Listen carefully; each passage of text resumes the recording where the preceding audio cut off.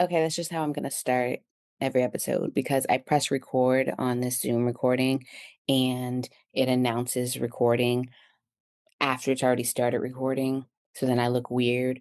But if I try to, I would look weird like sitting there or whatever. But if I try to say, welcome to the Better podcast while it's saying that it's recording, it creates this weird like interruption to the sound, which you will have heard on some past episodes. So I'm just gonna have a pose, wait till the lady says what she needs to say, and then speak. But that's why I'm going to be posed like that. Okay. Welcome back to the Bitter to Better podcast. This is challenge number 4 of the Empowered Dating Challenge. I I challenge you to vet him out. I will explain. But before I explain, just know that on my website, coachtracy.life, you are able to register for the Date Better as a Mom free webinar. That is going to be an ongoing webinar that I give. So if you've already attended the webinar, you don't necessarily, need or want to attend it again. But what I'm letting people know is that it will be this ongoing webinar that you're able to register for in advance. So I have a schedule. I think I'm doing like 2 or 3, I'm showing 2 or 3, at a time. But my intention is to offer this webinar on maybe like a monthly basis or so.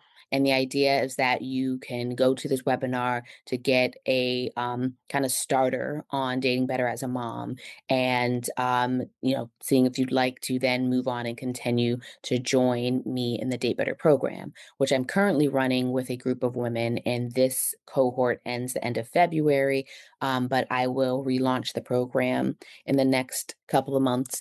And so I highly recommend getting in on the webinar so that you can get a beginning, intro into the work that we do, be able to talk to me, ask questions about dating, about the program, things like that.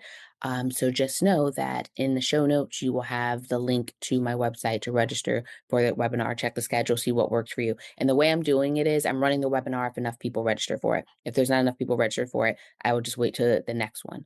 But I just want to make you aware of that. So let's get into today's episode, which is the fourth and final challenge of the Empowered Dating um, Challenge, which is vetting him out. So, um, last episode, we talked about casually dating. That means you're dating multiple people, right? What you also need to be doing in that dating multiple people is not just collecting people to date. You need to be vetting the guys out who don't work for you based on your ideal partner list, based on your needs and wants and desires in a partner in a relationship, vetting them out, right? You are a human resource manager. You are interviewing different candidates, and you are calling some back and not calling others back. That's vetting. They're vetting people out of that pool of applicants. That's what you need to be doing. Okay. So just as we are not only trying to just immediately date and get in a relationship with one person and give all our time and energy to that one person, we are also not just building a bunch of people who take our time and energy from us. We are vetting them out as they don't fit for us, right? So when I say rotationally dating, casually dating, dating like a man, dating more than one person at a time, I'm not saying that you're dating 10 people, 5 people at a time even. I'm saying that like maybe there's 2 or 3 and then one of them you're like, "Oh yeah, yeah, no, I'm not interested for X, Y, and Z reasons." But you meet somebody else and you bring them in, and so you're dating those 3 people and then you're vetting so that's what you're doing. And that's why it's rotational. Rotating means movement in and out. It's not stagnant dating, which that's an idea because I feel like I'm like, is that even a thing? And then I'm like, I kind of feel like it is a thing. And y'all be out here doing that real bad, real heavy. That would be just continuing to give your time and energy to the dudes who you know you should not because they are draining you and frustrating you, which is what I was going to get into here. Just examples of guys who you should be vetting out. These are these type of guys, so I'll get into it. But that would be, I guess, stagnant dating, where you just keep on seeing this man and giving him your time and energy. But here you are with all your complaints around. Here's my examples.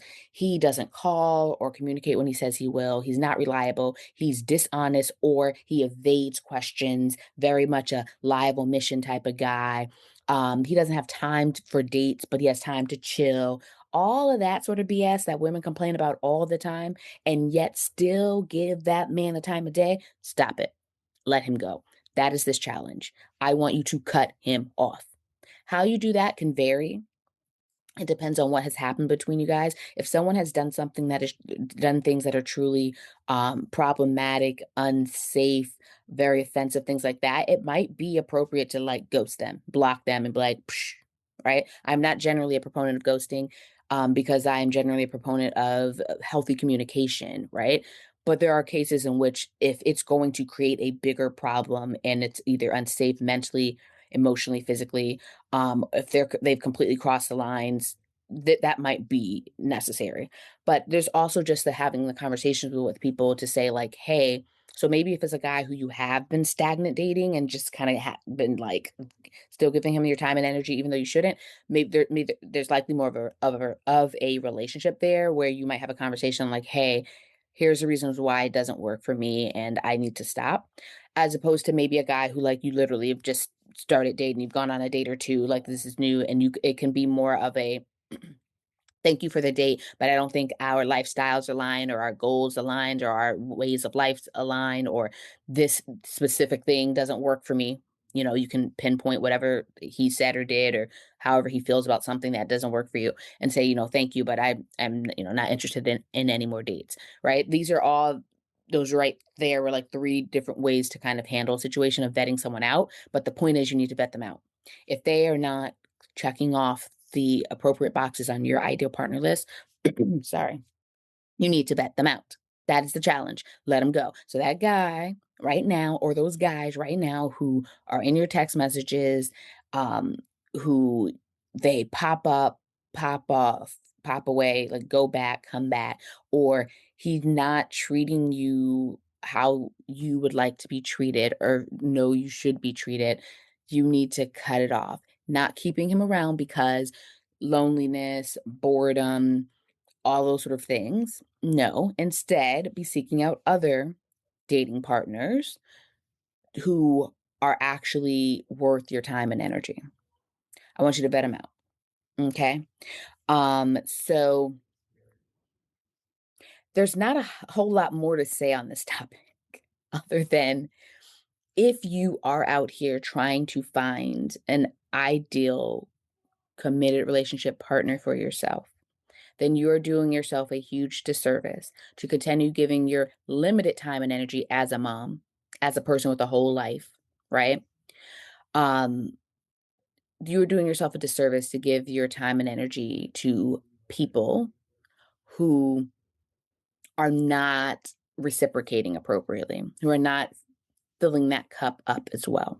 Stop doing that. And it also, you are taking time from the guys who you could be giving that time and energy to. You don't have all day. I know that's one of the biggest problems of dating as a mom. You don't have the time, you don't have the space, you don't have the mental energy, you don't have the capacity. You have to make that time, capacity, energy, and when you do, value it. That's the thing. Let me get into the whole time is currency situation, energy is currency situation. You need to think of your time and energy as currency, just like you would think of $100 bill, right? And how hard you had to work for that $100 bill and where it's going and how it's being spent, you need to think the same way with your time and energy. Because that's time and energy away from your kids, time and energy away from your job, time and energy away from you, time and energy away from your friends, your family, your household, from activities you enjoy, from your health, from your fitness, from all the things you could be doing, from meal prepping, okay, from painting and watching that paint dry, whatever you so choose, from binging on your shows. I can go down the list, I can go on and on forever. I really can. So if you're going to give that time and energy to a guy, it needs to be worth it.